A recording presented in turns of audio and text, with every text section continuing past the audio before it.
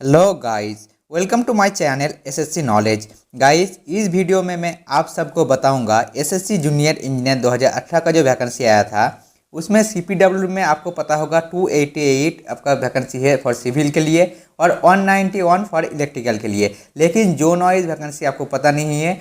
मैंने आरटीआई डाला था पहले, मैंने पिछले वीडियो में मैं आपको बताया था वेस्टर्न जोन में कितना वैकेंसी है।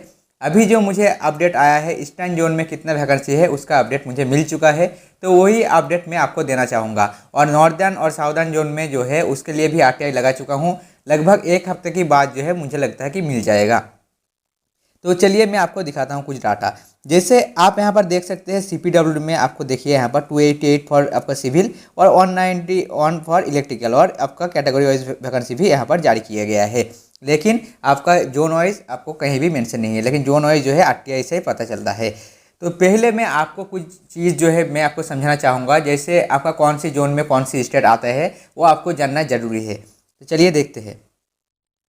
आप पहले यहाँ पर देखिए, आपका ये जो है देखिए सीपीडब्ल्यू का आपका देख सकते हैं नोटिस है, जहाँ पर आपका कहा गया है कि कौन सी स्टेट कौन सी जोन में आता है। जैसे नॉर्दर्न जोन में अगर आप लोग फास्ट प्रेफरेंस रखते हैं तो कहाँ का आपका पोस्टिंग हो सकता है। ऐसा नहीं कि देखिए आपका देखिए वो लोग सिर्फ आपको जोन पूछते हैं और रैंक के वाइज आपको आपको जो है आपको जोन मिल जाता है। आपका जोन अगर उस आपका रैंक अगर जो है उस जोन के जितना वैकेंसी है उसके अंदर आता है तभी जो है वही जोन में आपका पोस्टिंग होगा। लेकिन कौन सी स्टेट में भेजेगा वो डिपेंड करेगा, जो सुपरिटेंडेंट होता है या डायरेक्टर जो होता है उस जोन का वही डिसीजन लेता है। तो देखिए नॉर्दर्न जोन में आपका आता है दिल्ली, जम्मू कश्मीर, पंजाब, एचपी, आपका Himachal Pradesh, Haryana, UP, Chandigarh, Rajasthan and Uttarakhand. Eastern zone में आता है वेस्ट बंगाल, बिहार, उड़ीसा, सिक्किम, झारखंड, असम, नागालैंड, मणिपुर, मेघालय, मिजोरम एंड अरुणाचल प्रदेश एंड त्रिपुरा। उसके बाद वेस्टर्न जोन में आता है महाराष्ट्र, गुजरात, मध्य प्रदेश, छत्तीसगढ़, लक्षद्वीप, दमन एंड दीव, दादरा नगर हवेली एंड गोवा।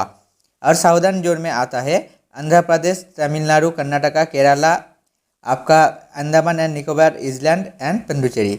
तो ये तो हो गया आपका स्टेट या जो भी आपका एरिया है कहाँ कौन सी जोन में आता है। लेकिन अभी जो है देखिए पहले पहले 4 जोन हुआ करता था, लेकिन अभी जो है और एक एडिशनल जोन ऐड हुआ है। पिछले बार 2019 साल से वो ऐड हो गया है। जैसे ईस्टर्न जोन को डिवाइड करके आपका नॉर्थ ईस्ट और ईस्टर्न जोन दोनों अलग अलग बनाया गया है। नॉर्थ ईस्ट जो देखिए आप यहाँ से देख सकते हैं, आसाम से लेके बाकी जितना भी आप स्टेट देख सकते हैं, मतलब वेस्ट बंगाल, बिहार, उड़ीसा, सिक्किम, झारखंड जो है वो आपका ईस्टर्न जोन में आता है। बाकी जो भी 7 स्टेट जो स्टेट है वो सब आपका नॉर्थ ईस्ट में आता है।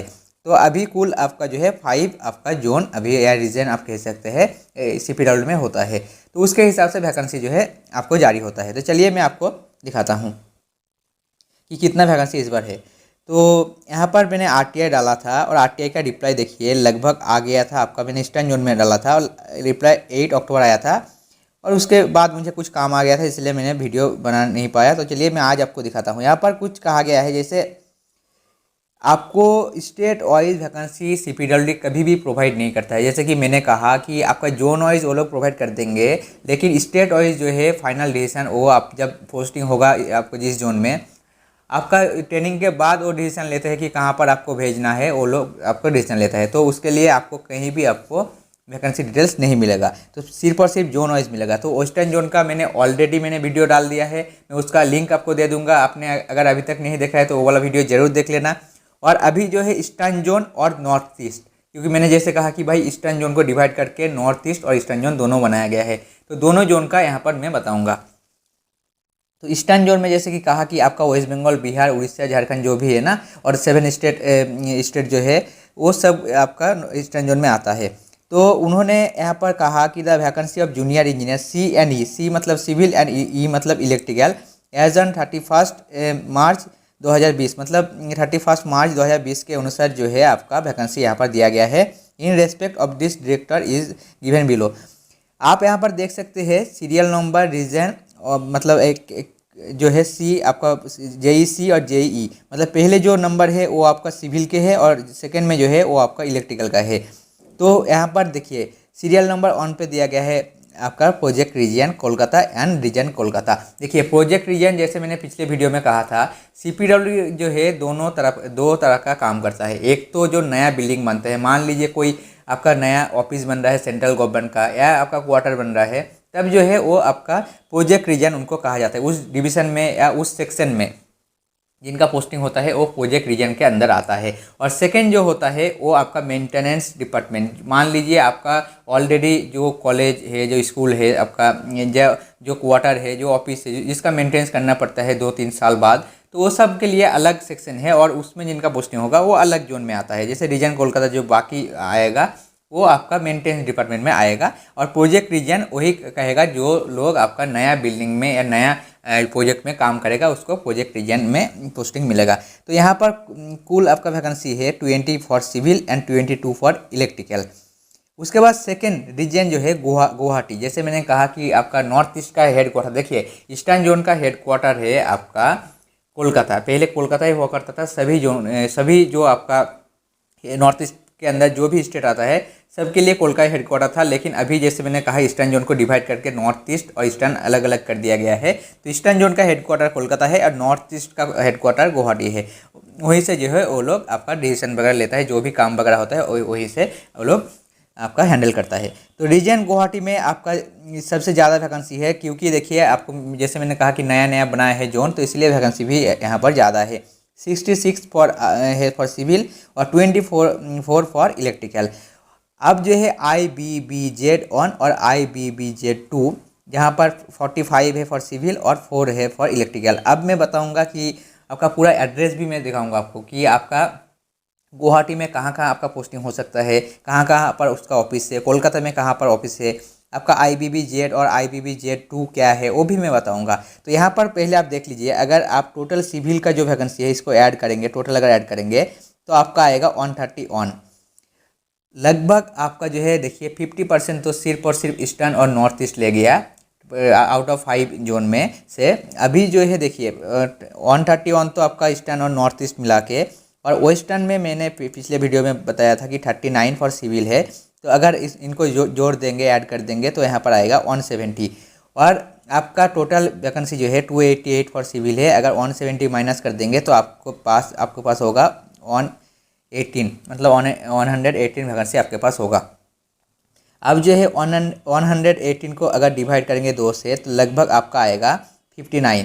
तो मान के चलिए कि आपका 60 वैकेंसी है दोनों जोन में होगा। लेकिन हर साल जो है नॉर्दर्न जोन में सबसे ज़्यादा थोड़ा सा ज़्यादा वैकेंसी रहता है, क्योंकि देखिए दिल्ली जो है, दिल्ली का आपको पता होगा हर एक स्टेट में PWD करके जो स्टेट वाला PWD होता है वो अलग सेक्शन होता है।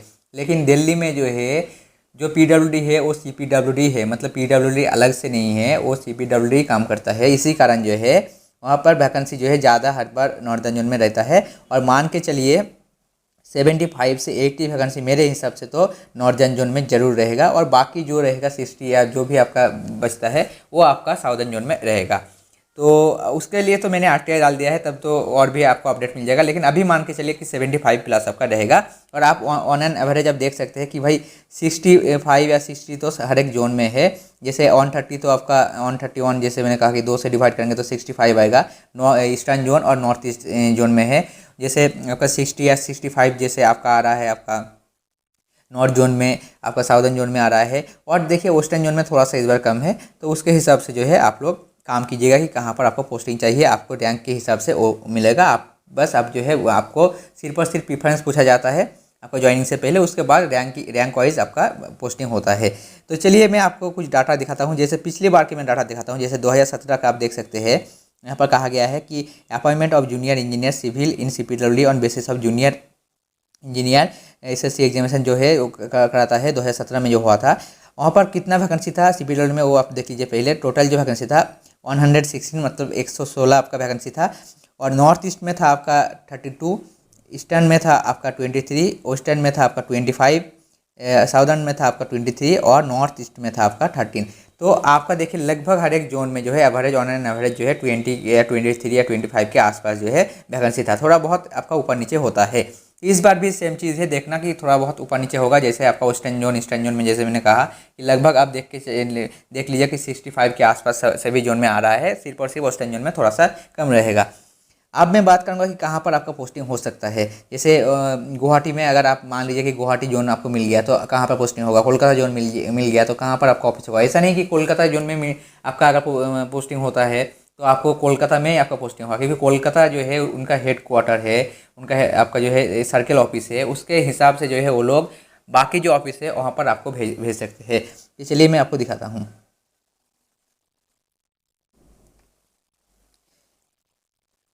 यहाँ पर आप देख सकते हैं आपका जो लिस्ट देखिए, जैसे मैंने कहा कि यहाँ पर आपने आरटीआई रिप्लाई में दिखा था कि IBBZ ऑन, तो IBBZ ऑन जिसका हेडक्वार्टर है सिलीगुड़ी। सिलीगुड़ी जिसको नहीं पता वेस्ट बंगाल के अंदर आता है।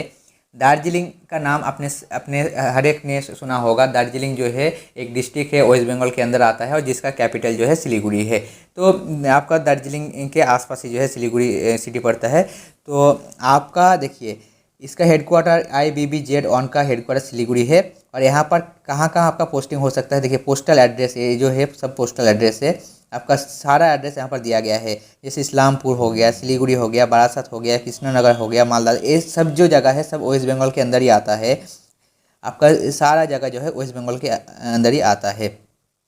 आप जो बात करेंगे देखिए कोलकाता जोन, जैसे मैंने कहा कि कोलकाता जोन में 24 सिविल है।